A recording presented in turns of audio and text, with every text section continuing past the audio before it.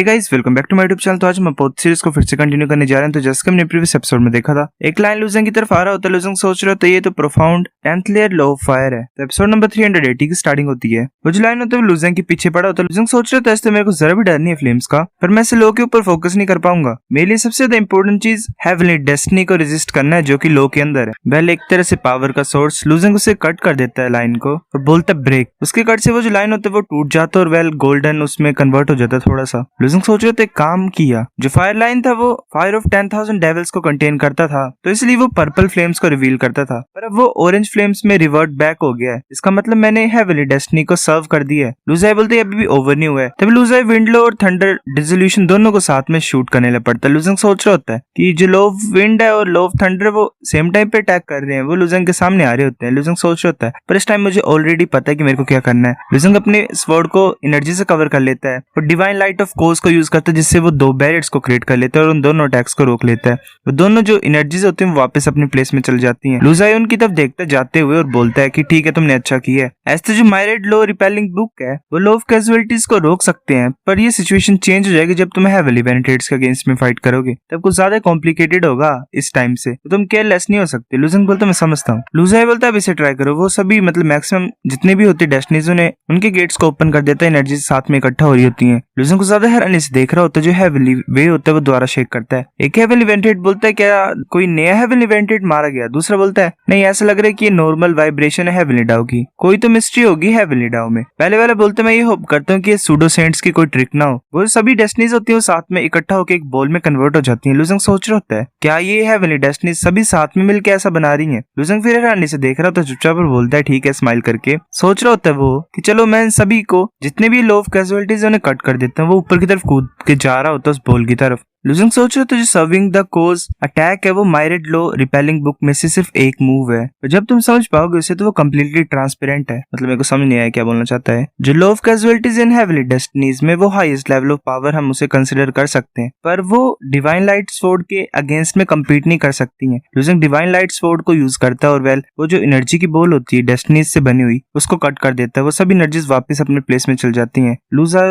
देख रहा होता है आगे की तरफ। लूजेंग बोलता है कि तुमने ऐसा क्यों एक्सप्रेशन दी और ऐसा क्यों कर रहे हो? तुम्हें तो हैप्पी होना चाहिए कि मैं सक्सीड कर गया। डैड क्या हुआ है क्या कुछ? तुम मतलब ऐसा क्यों रिएक्ट कर रहे हो? लूजा बोलता है कि तुम फर्स्ट रैंक डो डाउइस्ट इस यूनिवर्स में, तो तुम्हारे पास सेलेस्टियल क्लैन की प्रोटेक्शन भी और साथ में मेरी सपोर्ट भी है। ऐसे तुमने काफी ज्यादा डिफिकल्ट सिचुएशंस को एक्सपीरियंस किया इस यूनिवर्स में, पर वो ऐसे तुम स्मूथली मूव कर रहे थे क्योंकि मैंने तुम्हें प्रोटेक्ट किया था। पर अगर तुम यूनिवर्स ऑफ ग्रेट एक्सपेंस को पर ये जो यूनिवर्स ऑफ ग्रेट एक्सपेंस है ये इस डिफिकल्ट टाइम को पास कर लेगा, तो तुम्हें गॉड डोमेन में पैर रखना ही पड़ेगा। तब जो तुम चीजों को एनकाउंटर करोगे वो सिंपल नहीं होंगे। लूजेंग बोलते डैड तुम सच्ची मुच्ची वो केयर कर रही हो जो मुहाई जी ने बोला है? लूजाई बोलते कि सेंट्स भी पूरे एंटायर गॉड डोमेन को ट्रांसफॉर्म नहीं कर सकते हैं। अगर तुम गॉड डोमेन में मर जाओगे तो तुम कंप्लीटली मर ही जाओगे, मतलब तुम्हें कोई भी बचा नहीं सकता वहां पे। उसने जो बोला है वो सच है। गॉड डोमेन काफी टफ होगी जितना तुम सोच रहे हो उससे भी ज्यादा। अगर तुम एंटर करोगे और ऐसा फाइंड करोगे अपने आप को कि तुम कर नहीं सकते कुछ, तो अपने आप को पुश मत करना ज्यादा, ठीक है? लूजेंग बोलता है कि तुमने जो भी बोला इसका मतलब क्या कि मैं अभी गिव अप कर जाऊं? लूजाई बोलता है अभी गिव अप करना। लूजेंग बोलता है कि तुमने काफी ज्यादा मेरा ध्यान दिया है तो मेरे पास चांस होगा जीने का, तो मैं अपना बेस्ट करूंगा। अगर तुम मेरी सेफ्टी के लिए कंसर्न हो गॉड डोमेन में, तो तुमने मेरे को अभी तक सफर ही क्यों करने दिया? मतलब वही कि मेरे ये जो आज तक तुम्हें मेरे लिए किए तो वो किए ही क्यों अगर मैं गॉड डोमेन में न जाऊं और तुम्हारे लिए बदला ना लूं, ऐसा वैसा कुछ।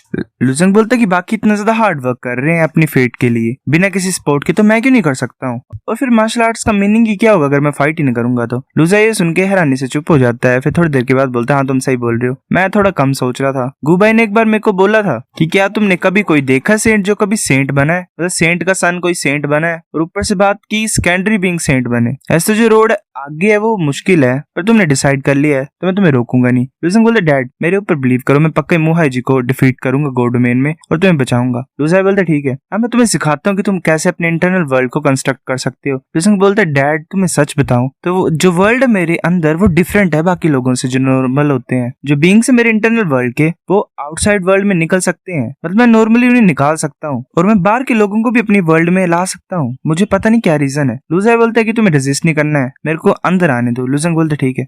वो लूजेंग के फोरहेड पे हाथ रखता है और फिर वो लूजेंग के इंटरनल वर्ल्ड में एंटर हो जाते हैं। हमें उसका अंदर का सीन दिखाया था, वहाँ पे 9 स्टार्स होते हैं। लूजर सोच रहे थे सिर्फ रेलम लॉर्ड ही है, पर इसकी बॉडी में 9 स्टार्स बन गए हैं। ये तो सच्ची में मिरेकल है। मैं ऐसा तभी कर पाया था जब मैं एक सेंट बना था। और ये तो सेम गॉड डोमेन की तरह है। ये कम्प्लीटली प्रिमिटिव केओस की से बना हुआ है। ये कम्प्लीटली डिफरेंट है बाकी बींग्स के इंटरनल वर्ल्ड से जो कि ट्रू एसेंस से बने होते हैं। स्टार्टिंग में जो गॉड डोमेन के बींग्स थे, लोग थे, उन्हें प्रिमिटिव केओस की के बारे में पता नहीं था, तो उनके पास सेकंड बेस्ट ऑप्शन को चूज करने का ही एक ऑप्शन था, वेल ट्रू एसेंस को यूज करना। वो बोलता है कि इस प्लेस को हम लिटिल गॉड डोमेन बोल सकते हैं। ऐसा लग रहा है कि गूबे सही था जब उसने तुम्हें प्रिमिटिव केओस की को कल्टीवेट करने के लिए बोला था। लूजेंग बोलता है फादर कुछ अजीब हुआ मेरे इंटरनल वर्ल्ड में, जैसे मैं रेलम ऑफ वॉरलॉर्ड्स में एंटर हुआ, मतलब रेलम लॉर्ड बना। मेरे साथ आओ, मैं तुम्हें दिखाना चाहता हूँ। लूजा बोलते ठीक है। वो दोनों वहां से गायब हो जाते हैं। लूजेंग अपने वर्ल्ड की बाउंड्रीज दिखा रहा होता है। लूजा बोलते कि जेंगर तुम्हारे इंटरनल वर्ल्ड की बाउंड्रीज ऐसी क्यों दिख रही हैं? लूजेंग बोलता है मैंने सुना था बाकी रेलम लॉर्ड से कि उनका जो इंटरनल वर्ल्ड होता है वो ट्रांसपेरेंट लाइट कर्टन से कवर होता है उनकी बाउंड्रीज में, पर मेरे में तो ये बड़े बड़े संस्कृत वर्ड्स हैं गोल्डन कलर के। मुझे पता नहीं इनका क्या मतलब है, तो मुझे भी नहीं पता आए कहाँ से। लूजा बोलते चलो मैं देखता हूँ या कुछ सिमिलर है इनसे कि नहीं। लूजा वैसे घूम रहा होता है बाउंड्री टू बाउंड्री और देख रहा होता है, ऑब्जर्व कर रहा होता है। लूजा बोलते टोटल 1080 गोल्डन संस्कृत है,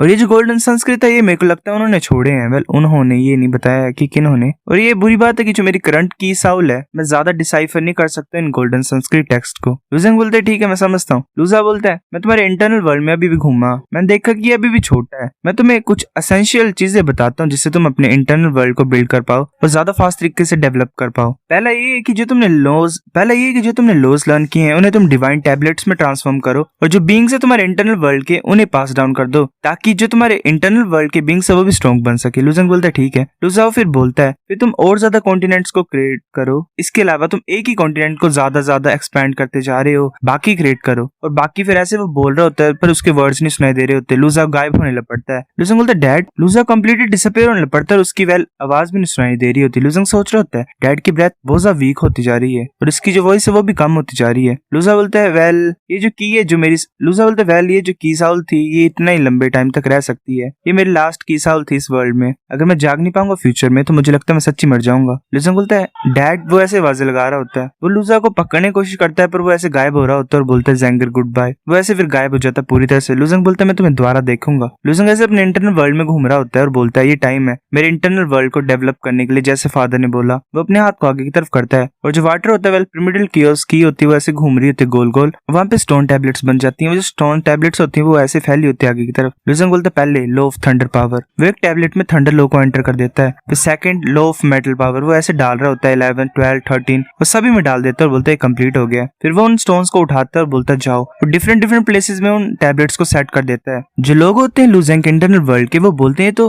वेनेट्रेट है, ये तो डिवाइन टैबलेट्स पक्का उनकी ब्लेसिंग होगी हमारे लिए। लूजेंग बोलता है इतना बुरा नहीं, मैं ये होप करता हूँ कि फुल्ली कॉम्प्रिहेंड कर पाए इन लॉज के असली मीनिंग को। ये टाइम है बाहर जाने का। लूजेंग बाहर आ जाता है और वो चुप होता है, सोच रहा होता है डैड जल्दी आ गए और जल्दी चले गए। ये ऐसा लग रहा है कि ये लंबा सा ड्रीम था, पर जब मैं जागा तो मुझे फील आई कि यही है स्टार्टिंग मेरे नए रास्ते की। लूजेंग फिर बाहर आ जाता है और सोच रहा होता है कि कुछ ही दिन में यहाँ पे एक बड़ा सा ट्री बन गया इन रूइंस में। ऐसा लग रहा है रिकंस्ट्रक्शन प्रोग्रेस कुछ ज्यादा फास्ट है। ये पक्का यिंग की एबिलिटी होगी। लूजेंग ऐसे मूव कर रहा होता है ट्री के ऊपर, सोच रहा होता है मुझे देखना पड़ेगा यहाँ पे चल क्या रहा है। लूजेंग पहुंच जाता है जुन और एंसेस्ट्रल ड्रैगन के पास और उन्हें आवाज लगाता है। जुन बोलती तुम वापस आ गए हो। लूजेंग बोलता हाँ। एंसेस्ट्रल ड्रैगन लूजेंग को देखता है जोर से रोर करता है। यिंग एंसेस्ट्रल ड्रैगन के ऊपर बैठी होती है। लूजेंग सोच रहा होता है ये यिंग यहाँ पे कर क्या रही है। यिंग बोलती ठीक है मुझे पता है तुम एक सिली बीस्ट हो। लूजेंग बोलते हैं दोनों को देख के ऐसा लग रहा है कि इनकी अच्छी बनती है। जुन बोलती है कि वेल कुछ ज्यादा ही हुआ जब तुम यहाँ पे नहीं थे। पास्ट फ्यू डेज में जब तुम यहाँ पे नहीं थे तो यिंग ने काफी ज्यादा हेल्प की हमारी इस क्यूजिया रेलम को रिस्टोर करने के लिए, और उसने अपना किंग कहलाने का स्टेटस भी गिव अप कर दिया। अब सिर्फ मैं अकेले किंग हूँ डीमोनाइट रेस की। और उसके बाद मैंने सारे जो क्राइम्स थे उन्हें छोड़ दिया। वेल होली चेन सेक्ट ने जो भी किया था, और होली स्पीयर सेक्ट के लोगों को भी रेस्क्यू कर दिया।